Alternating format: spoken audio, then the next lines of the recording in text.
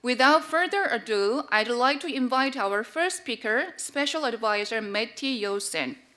Dr. Joutsen has been serving as the Special Advisor at the Thailand Institute of Justice.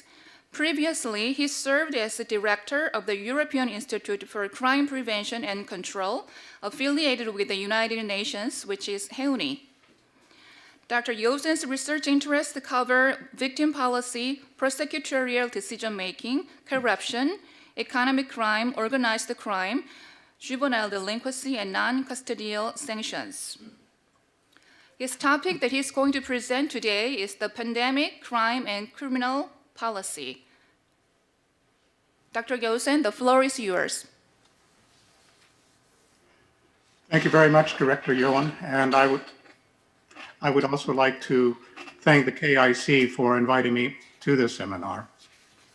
President Han mentioned in his welcome remarks that this is the first such webinar on this topic.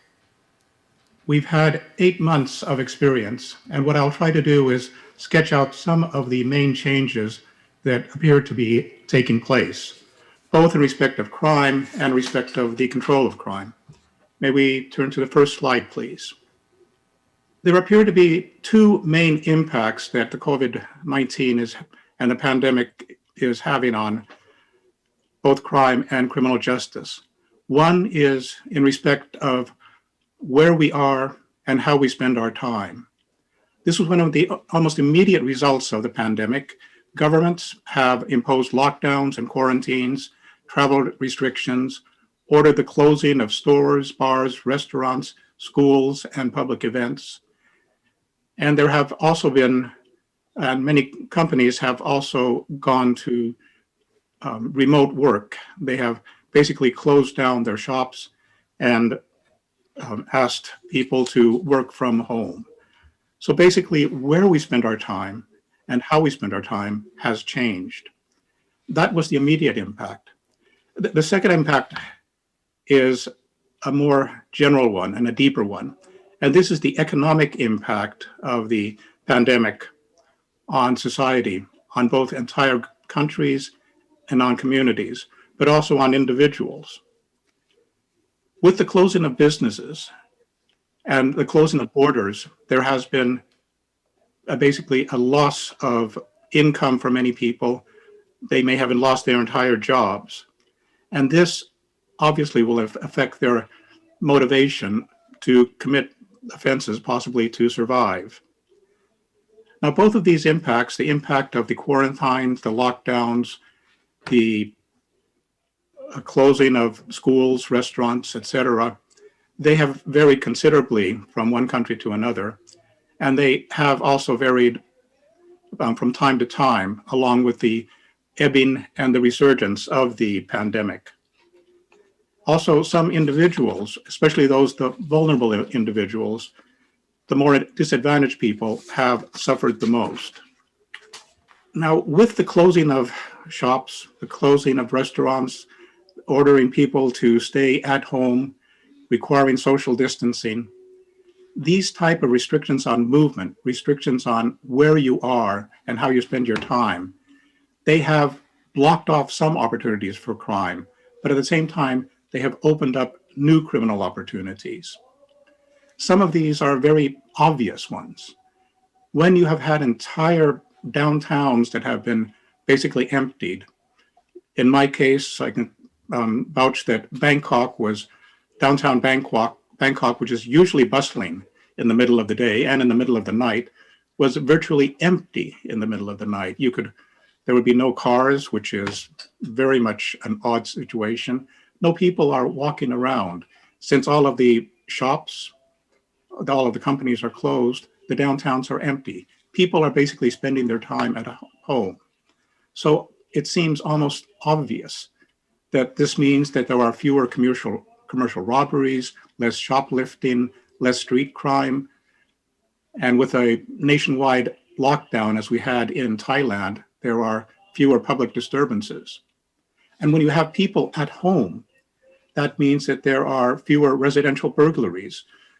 No self-respecting burglar is going to try to break into a home if he or she knows that there will be people they're at home watching TV.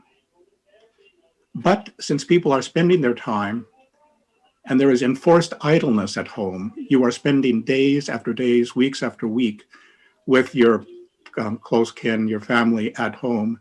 This increases stress, and there has been an increase in domestic disturbances.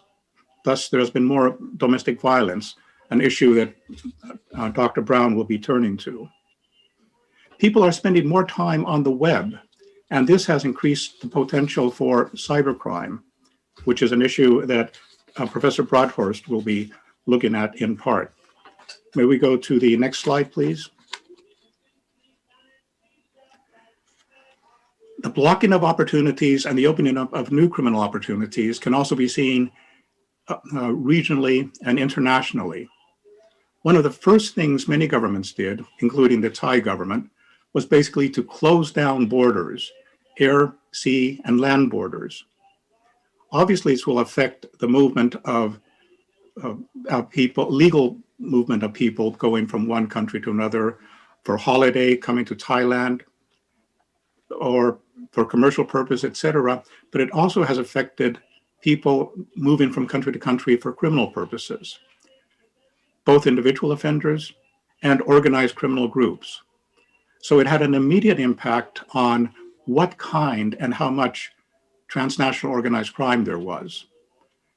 Trafficking in drugs, just to take an example, other examples I could take are trafficking of persons, trafficking in endangered species, smuggling of migrants. They become much more difficult. With trafficking in drugs, many of the precursor drugs that are used to make drugs have to be imported.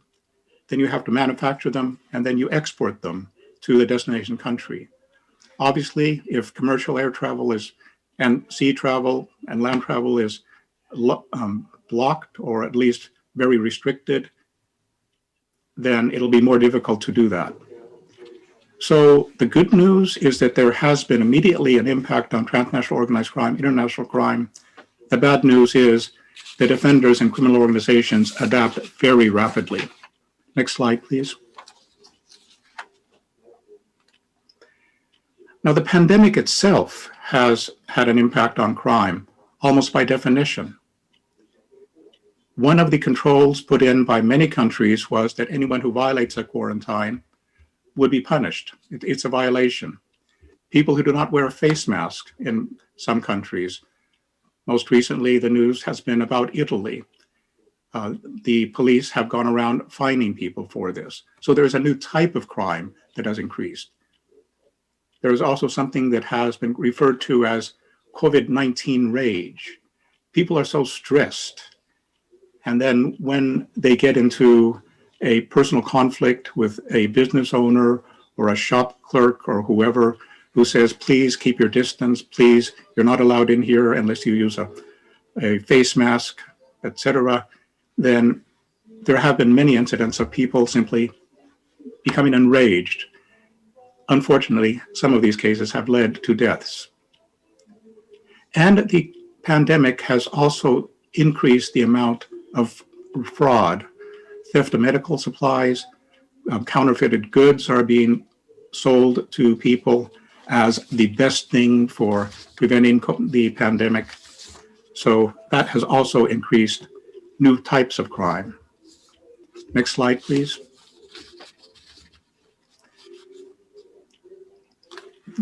What I've said up to now has referred to the opportunity for crime. Another impact has been what has happened to the pool of potential offenders. The pandemic has increased the number of people who might, under certain circumstances, commit crime. If you lose your job, if you lose your source of legal income, and you're pushed into poverty, or even deeper into poverty, then you may be more motivated to commit a crime. Another example of this is that with the risk of COVID-19 transmission, especially in enclosed institutions like prisons, several countries have released large amounts of prisoners. Iran, for example, has released 85,000 prisoners. Many of these, of course, are petty offenders or those who are close to their release date. But when you release this many people into society, presumably there are not the social reintegration mechanisms ready for them, or they themselves have not been prepared for this. And that might, unfortunately, increase their motivation to commit crime. Next slide, please. Then if you take a look from the point of view of not the potential victims or the potential victims, but from the criminal justice system itself, there have been a number of changes, a number of impacts on staffing levels, on the deployment of law enforcement. Many law enforcement officers were ordered into different types of duties. But at the same time, the risk of transmission of COVID, it directly affects frontline workers such as the police. So the entire process of arresting a person, transporting detainees, etc., has become more complicated. And that has led to stress. It has also, unfortunately, led to many cases of law enforcement officers and others becoming infected. A very broad issue, unfortunately, we don't have time for this at the present conference, but maybe at a future webinar, we could talk about the impact on prisons. You have large populations of people kept in confinement with usually very poor sanitation. Prisons are under-resourced and they are overcrowded. Social distancing is very difficult to do. So in that case, there may be, and there has been, a strong impact. And then a third type of change that I'd like to identify, and this is more insidious, and that is the increased use of technology. There is a wonderful reason to use technology. Use mobile telephones, use closed-circuit televisions, use various other facial recognition technology to control the movement of people, and then try to identify people so that you can use this for contact tracing. But at the same time, this raises concerns that will this type of very strict surveillance of the public remain in force even after the pandemic is over, even after the immediate risk is over. And that may affect public trust in government efficiency, transparency, and even legitimacy. And last slide, please. So basically, the pandemic is a major challenge to government, society, and individuals around the world in many different respects. It is changing people's behavior. It's expanding the number of potential offenders. It's expanding the number of potential victims. And it is changing the way the government is trying to control the public, control people. And there we have to deal as carefully as we can with the trade-off between the liberty, the safety, the health of citizens, but also society's sense of security. And on that point, I'd like to close. Thank you.